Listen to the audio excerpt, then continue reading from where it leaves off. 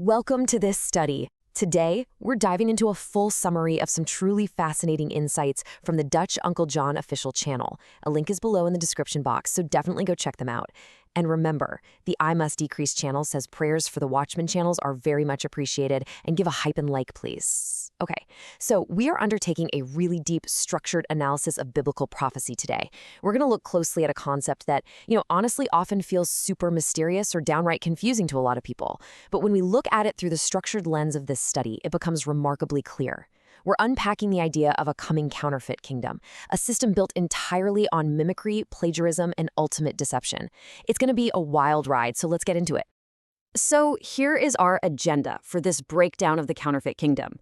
We're exploring the source's claim that Satan is literally entirely unoriginal and just constantly tries to mimic God. We'll hit 6 key areas: the Antichrist and prophecy, the 4 beasts of Daniel, John's prophetic mirror vision, the 3.5 years timeline, the unholy trinity and the mark, and finally, the counterfeit mortal resurrection. All right, Section 1, the Antichrist in prophecy. We've got to begin our study by looking at the very definition and prophetic origin of this ultimate deceptive figure.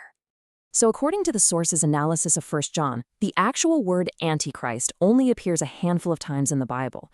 It's defined as the liar who denies that Jesus is the Christ and denies the Father and the Son. Now, while there are tons of people throughout history who hold an antichristic spirit, prophecy points to one specific figure just waiting in the wings.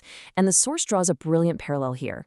Remember when Jesus went into the wilderness and was tempted with the offer of all the kingdoms of the world? Jesus flat out rejected that earthly dominion, right? He chose the path of sacrifice instead because he knew the immense spiritual weight of that choice. While the Antichrist is simply the exact counterpart. He's the most evil person in history who, when presented with that exact same offer by Satan, is going to eagerly and hungrily accept it. It's literally the ultimate manifestation of human pride, choosing absolute power over divine submission. But here's the crucial point. This figure can't just step onto the world stage whenever he wants. The text dictates that he is currently held back. When the restrainer, which the analysis identifies as the Holy Spirit indwelling believers, is taken away, then the Antichrist is revealed. Imagine a cosmic holding pattern, like a massive spiritual dam currently in place, holding back a complete flood of absolute darkness. Once that restraining force is lifted, the tension snaps. The stage is entirely set for this dark figure to emerge from the shadows and take immediate control of a very chaotic world. Moving on to Section 2, the 4 beasts of Daniel.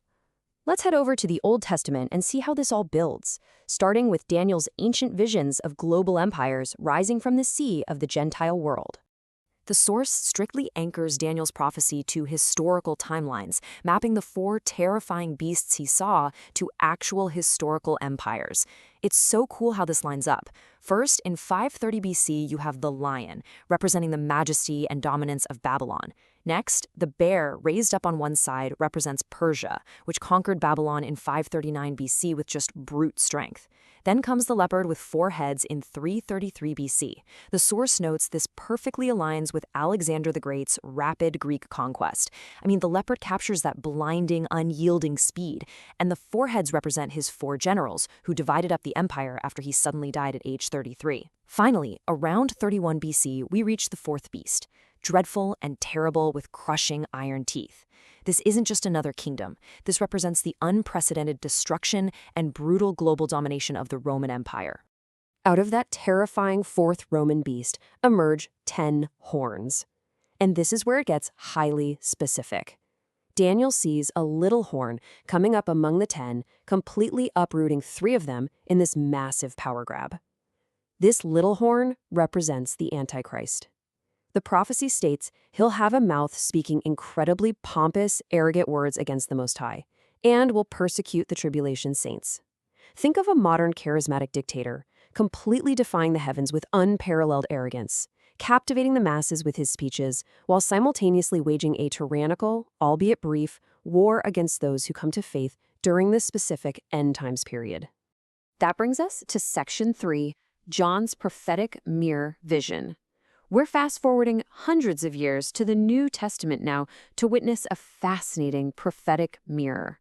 John is writing from the island of Patmos around 95 AD, and he has given a vision of the exact same empires, but from a completely different vantage point. Notice how the timeline flips here. Daniel looked forward from 530 BC and saw the lion, the bear, the leopard, and the terrifying beast. John looks backward through the long lens of history and sees the exact reverse order: a composite creature with the features of the beast, then the leopard, the bear, and the lion. Even more astounding is the mathematical impossibility of what happens next.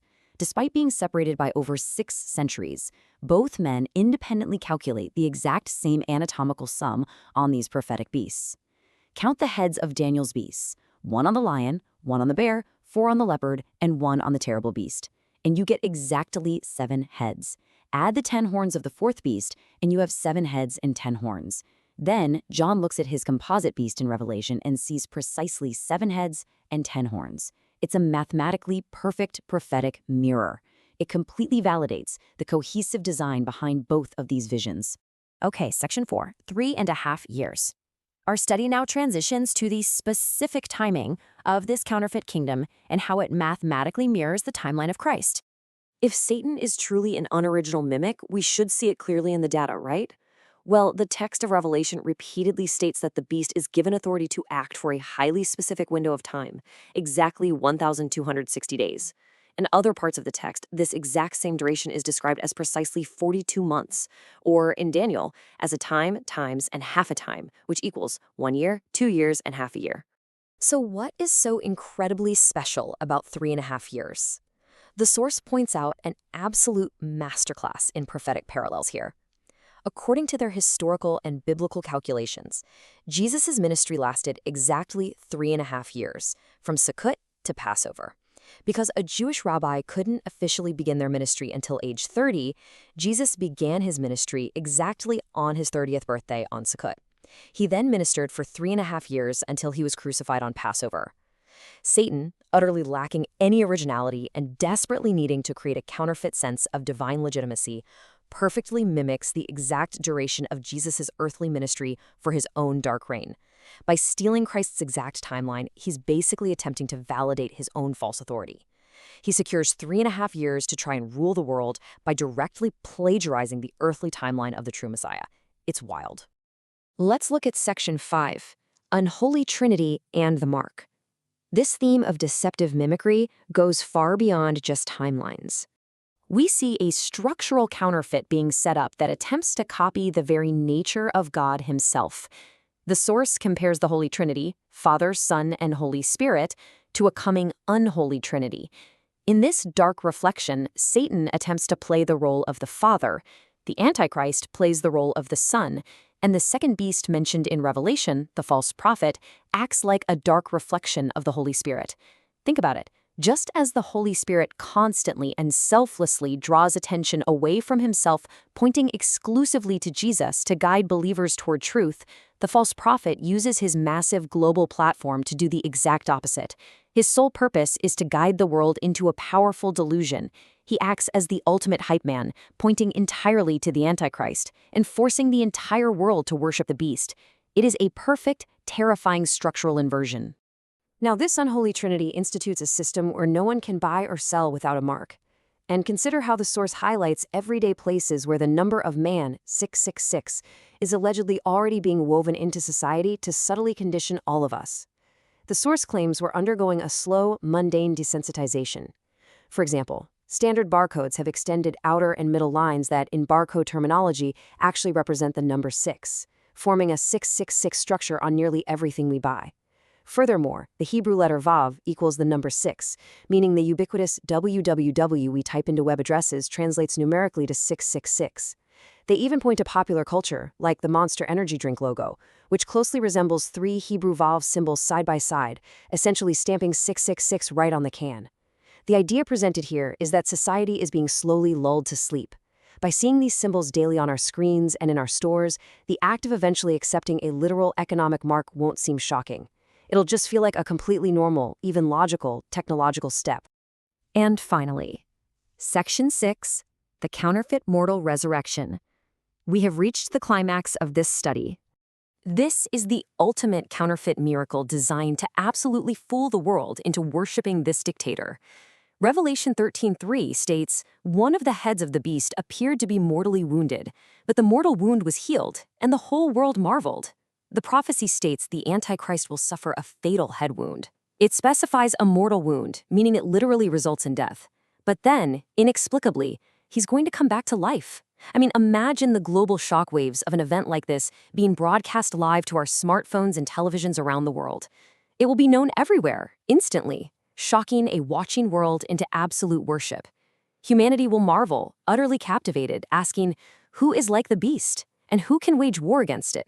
But you might be wondering, is it just a trick, like a faked death? Well, the source's deep dive into the original Greek text reveals something chilling.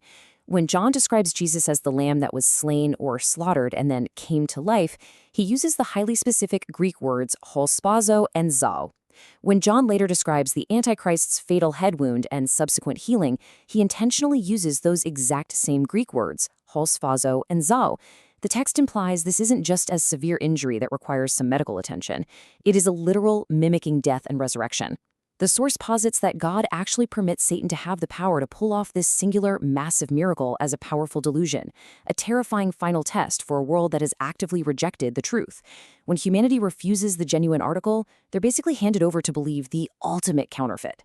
So we have to ask, will the Antichrist truly be resurrected from the dead, or is it the ultimate satanic deception permitted for a time? As we conclude this study, we are left to ponder this profound question about the depths of this counterfeit kingdom and how well we can discern the truth. If this figure truly suffers a mortal wound and rises again, perfectly mimicking the resurrection of Christ, the level of global deception is going to be unprecedented. It really underscores the vital necessity of understanding these texts, recognizing the patterns of mimicry, and anchoring oneself in the truth before the ultimate counterfeit is revealed. Thank you so much for joining this full summary of the prophetic texts. Stay vigilant, stay anchored in the truth, and we'll see you next time.